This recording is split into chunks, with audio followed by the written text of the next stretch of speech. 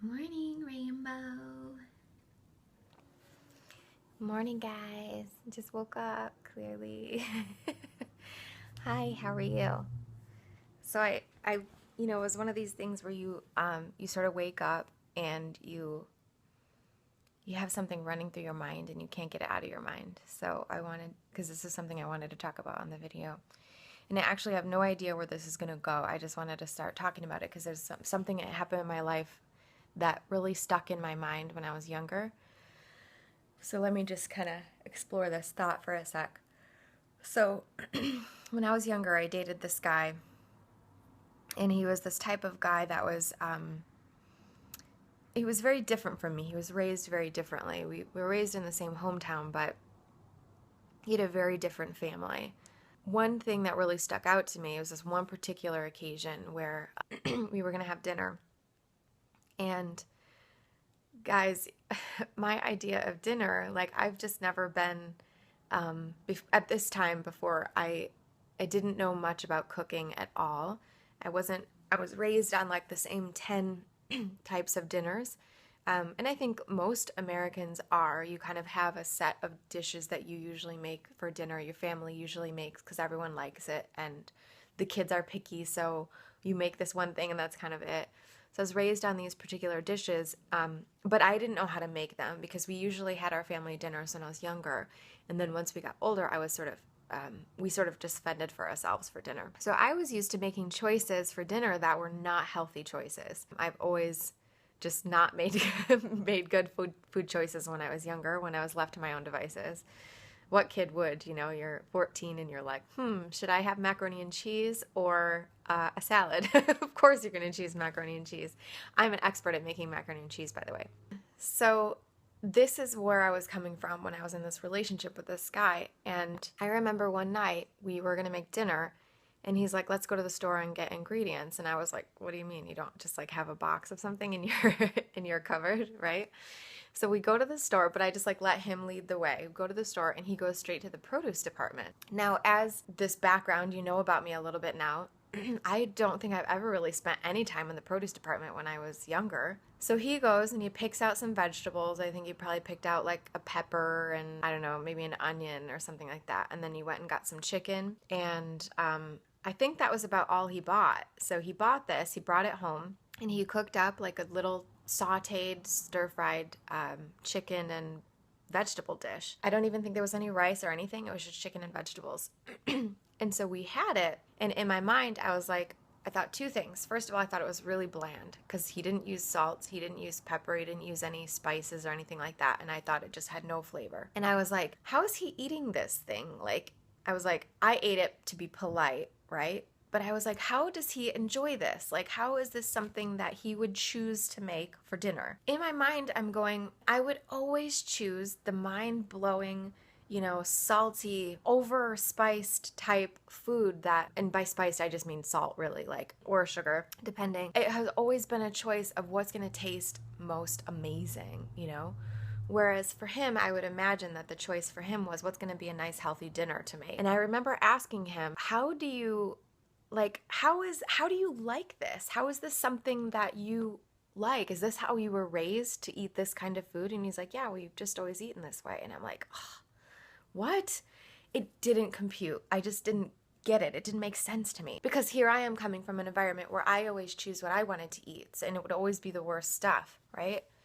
And I didn't have that knowledge about produce or how to cook things or anything like that. So I was kind of like, I would sort of wish I knew what that was like. I wonder if that would help me with my food issues, because I knew I always had food issues. I knew I always was a hoarder, and I would just eat, way too much of the bad stuff and just try to get away with eating whatever I could.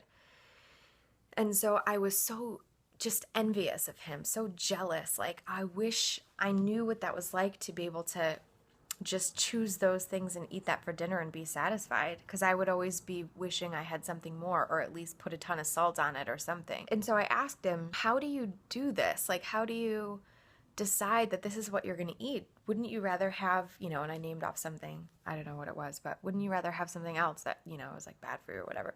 And he said to me, no, it's discipline. He's like, life requires discipline. You need to just be disciplined. Now, this is the concept I want to talk about. That was a lot of backstory, sorry. But this is the concept I want to talk about, is this idea of discipline, which I think like it's the same thing as willpower.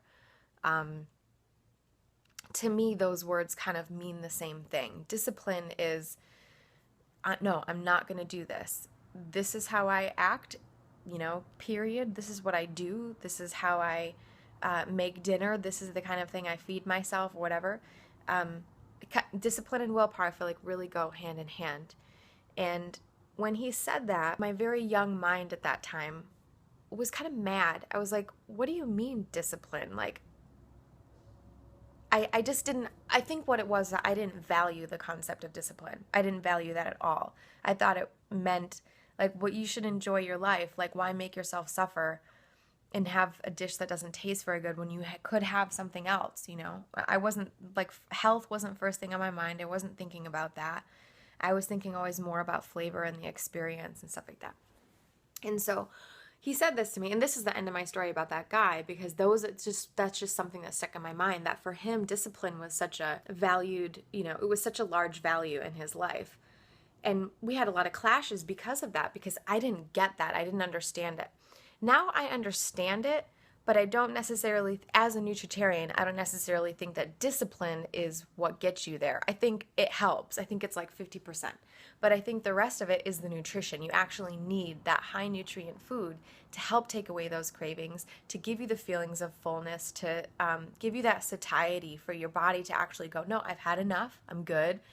You actually need those things instead of having to rely on willpower and discipline, because I think there's been a study recently, I've read this in a few different places, that have shown that we have a limited amount of willpower, actually, like limited. So we can, we make all these decisions during the day, and the more decisions we make, the less ability we have to just strong arm ourselves into doing something.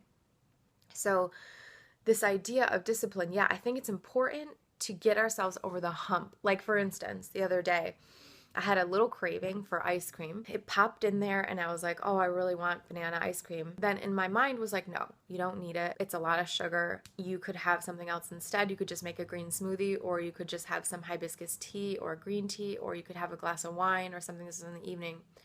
And so I ended up choosing one of those things. And I realized that I needed a very minute amount of discipline in that moment, but I did need a little bit. But the point is that because I was already satiated from the nutrients that I had taken in earlier in the day and the nutrients I had taken in the weeks prior, I didn't need very much discipline. In a video previously, I made a comment about how when I'm on a challenge, or when I'm feeling really good in a Nutritarian respect, like I have enough nutrients in my body, I've been eating really well, my cravings are diminished. And the example I give is like, it's like this little puppy that like wants your attention, right? If you are not in your sort of like Nutritarian, you're not in a really good place with it, the cravings are like in your face. It's like jumping on your lap. It wants you to hold it. It's like, come on, play with me, love me, right? Like this puppy that's just like, you need to play with me. But when you're in it and you're on your game and everything's good, this puppy is like in a box behind you, right? Like jumping in the box, like, okay, let's not make it a box so he doesn't suffocate. It's like he's in a cage where he needs to be, to relax, because you got guests coming over and you don't want him jumping all over him, right? Like he's in a cage where he needs to be to relax for a bit, because you can't have him in your face right now because you have adult things to do. That's kind of this idea that I have found has been the thing that gets me through, because the need for discipline and the need for willpower is greatly diminished. It's not like you're white knuckle dieting through the Slim Fast diet or the Weight Watchers diet or something, just like counting points and like hoping you get there that day or whatever.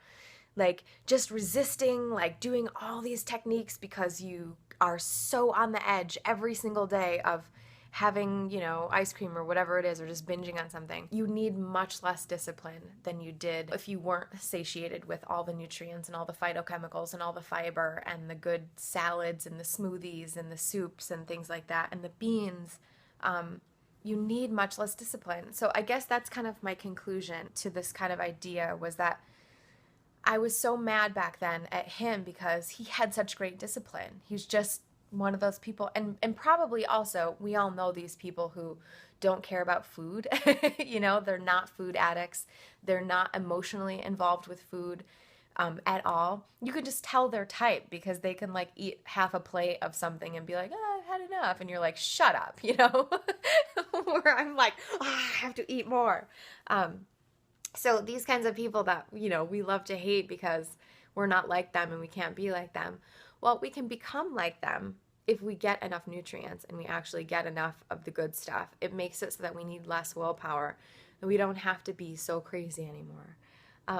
And I say this from a perspective of somebody who is about to go through PMS. So we'll see if my whole tune changes in a couple weeks or in this next 2 weeks. I don't think it's going to change much. I think it will be harder and harder, but I don't think it's going to be that overwhelming urge to go, you know, order a pizza or whatever. We'll see how it goes. I you know, allow room for being corrected in the next couple weeks. But I do think that this is true because I've experienced this a few times now through challenges and, you know, being very strict on the lifestyle for a period of time where it starts to be where you don't need to be as strict because it's not that hard. So I want to know your thoughts about this. Please leave a comment down below. Let me know if you've had a period like this where you've been very, you know, strict with yourself, but then you didn't need as much willpower because either your hormones were different or because you were satiated with nutrients. And do you have this kind of a feeling? I really would like to know what you think about this. And then another side note, just for housekeeping, you guys, every single time I do a video, in the description below, if you hit the show more button, there's always a bunch of links in there with relevant content. So if I refer to a recipe, or if I refer to, like when I refer to my magic spice mixture or the matcha tea or something like that, whenever I refer to something, I always put the links down below. Also, I will be selling hibiscus tea soon. It's going to be within probably a week or two, maybe a little bit longer, but I'll have a really good organic fair trade variety of hibiscus tea that I'm going to be selling as well. It's going to be the same stuff that I drink. So just so you guys know, in the future, very soon, you can look out for that if you're interested. That's become a staple, as you know, as you guys have seen in my life recently. So there's some good housekeeping for you. Just keep a lookout for those links if you're ever wondering where a recipe is or something. And I'll talk to you guys later. Bye! Thanks for listening to me ramble. See you later.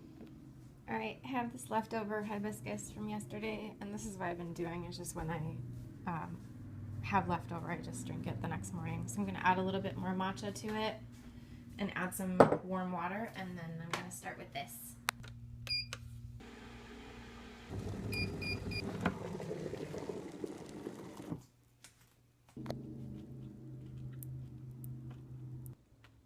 Breakfast. Starting out with some of the roasted chickpeas. If you haven't noticed, I posted this recipe on my website yesterday. There's a link down in the description, so go check it out because they're an awesome snack to have on hand. Hey guys, so I'm in the kitchen doing some mad scientist stuff.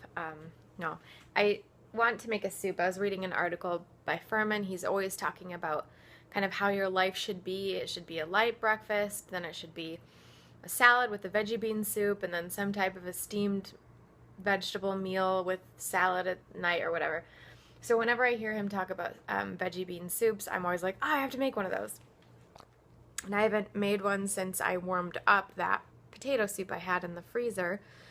So I just looked at what I had in my fridge, and I think it might make a decent soup. We'll see. So here's what I'm basically putting into it. I've got some potatoes, some kale, an onion. I might put more onion and, I don't know, celery. I forgot to get the carrots out. One sec. I'm going to put some carrots in. And then I've got leeks. I don't know. This is a lot of leeks, but I might put it all in. I don't know. A little bit of leftover kale from a while ago. Maybe I'll put a little bit of tomato sauce, just a tiny bit, and then some water and some veggie soup base. I like to use this this brand here. I'll put a link for it down below in the description of the video, but this is what I usually use for soup base. This is a low sodium soup base that I get on Amazon. I really, really like it. It has some salt in it, but if you don't use too much, it's all good. I usually end up, for a big pot of soup, I'll end up using about 1 tablespoon, maybe 2, and that gives you, that's about 3 to 6 servings of this, which is about 3 to 600 milligrams of sodium, which when you spread out the soup like that, and like let's say I made 4 or 6 servings of soup with this big pot, that would be totally fine as far as Nutritarian salt intake goes. You're allowed to have around 300 extra milligrams of sodium per day, like in foods that are not natural. So that would be fine to have that amount, but you could always cut back if you wanted less. I find that I like to have that kind of soup base around, because otherwise I'm always looking for vegetable stock and then I'm annoyed because I don't have it. This way it's just, I kind of always have vegetable stock on me a little bit. You could always just use Furman's veggie zest as well instead, and that has no sodium. So I'm gonna get to work. Alright, here's what I got so far. Just put this on the stove. I've got some celery. This was about 4 large stalks. I have 1 red onion, and I've got about 2 or 3 medium carrots. These weren't full carrots, they were like stupid stumpy carrots. If you don't know anything about leeks, I have a really good post on my site about that. Put that link in the description. Alright, here's what I got so far. So I have my mushrooms chopped up, I have potatoes chopped up. I have my lentils over here waiting to go in. I've switched pots because I just was concerned I wasn't going to have enough room in it. So most of my things are cooked at this point, ready to go. So I'm at the point where I can add the water, the stock, and all the other ingredients except for the kale. So I cooked the leeks down, I cooked the carrots, the onions, celery, all that kind of stuff. It's cooked down a bit, got some good flavor going. Didn't use any water, turns out. And now I'm ready to just add the rest of it. So one thing about me is that I don't like to have extra steps. I don't like to do things that don't need to be done during recipes. If I can cut out a step, I love to. So this soup, I think usually you would probably cook the lentils by themselves and then put them in, but I'm just going to cook everything together. I think it will work. I think everything will be fine. I might have to add water at some point, but I'm going to try to just cook all this together. So here's what I have. A bunch of water. You can see the lentils down at the bottom. Those are going to be cooking. The mushrooms are cooking down. Everything's going to sort of absorb this water. And I got some of that veggie seasoning in there and just a bunch of vegetables. This is the size of vegetables that I want to be able to pick up in my spoon, so that's what I'm looking for. You just cut things based on the size that you're interested in eating, and then boil the soup and have it cook. So lentils take about 20-30 minutes. That's why I'm going to be cooking the soup for about 20-30 minutes. I've got it on high to get it boiling here in a second. Okay, the soup is done. I ended up making significantly more than I expected. This is a lot of soup, guys. I think this is an 8-quart thing. I'm not sure. This makes quite a few servings. So I'm actually very happy with the flavor now. What I ended up doing was adding about a cup or so of just strained tomatoes. No salt added. About a cup of that. I added several tablespoons of curry. Probably ended up being 4 tablespoons or 5 tablespoons. Probably ended up using 5 to 6 tablespoons of the Vogue seasoning, but I think this is going to make a lot of servings of the soup. I used a little of Furman's veggie base. It's still not, you know, a salty soup by any means, because there's quite a bit of liquid in here. As you can see, it is kind of a nice chunky soup. The potatoes are nice and cooked, and everything's perfect. So the way I would serve this is with the lemon tahini sauce that I'm about to make. It's going to be tahini plus lemon juice plus garlic and a little bit of pine nuts. So that's what I'm going to use to serve it. So I'm going to let this soup cool off for the whole day. Then I'm going to put it into individual containers, freeze some of them, keep the rest of them in the fridge. And when I serve it, warm it up and just add some of that lemon tahini sauce in there, and it's good to go. This is going to be a really good flavor with the lemon. I'm like, my mouth is watering just thinking about that combination with the curry and the lemon. I think it's delicious. So here we go. All right, here is the amazing creamy lemon tahini sauce. Then I just added some of it to the soup, mixed it up, and I'm telling you guys, curry lemon, my new favorite flavor. This is incredible. I'll put the recipe up soon once I get it down really. I mean, this is a good version, but I know maybe I could do it better. Wow, you guys. Yay! Lunch is early. Okay, stroke of genius. I figured out what to do with that overcooked wild rice that I made the other day in the pressure cooker. I just put it in the freezer because I didn't really know what to do with it. And so I just thawed it out and I'm throwing it in the soup.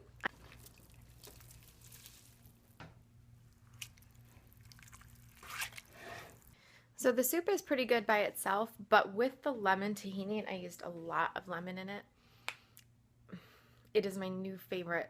It tastes just like the last soup that I had in the freezer that I was trying to figure out what it was.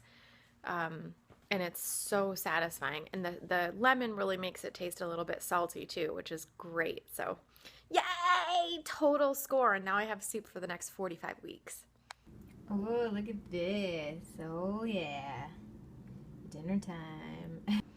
I was craving it. I was in the mood for it, which is a good sign. I also craved ice cream as well, but I chose this instead. Go me! Crunch, crunch, crunch. And this, because it's 6 p.m. and I have quite a bit of work ahead of me. Actually, something weird happened. I actually could not resist having more soup. I've been thinking about it all day. I just wanted to have another bowl so bad. It's so delicious. It's so out of character for me to be craving something savory, but this is like, oh my gosh.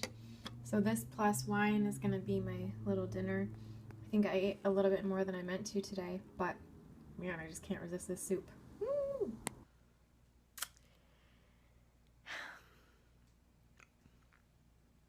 Well, I was doing all right till I found the bread in the freezer.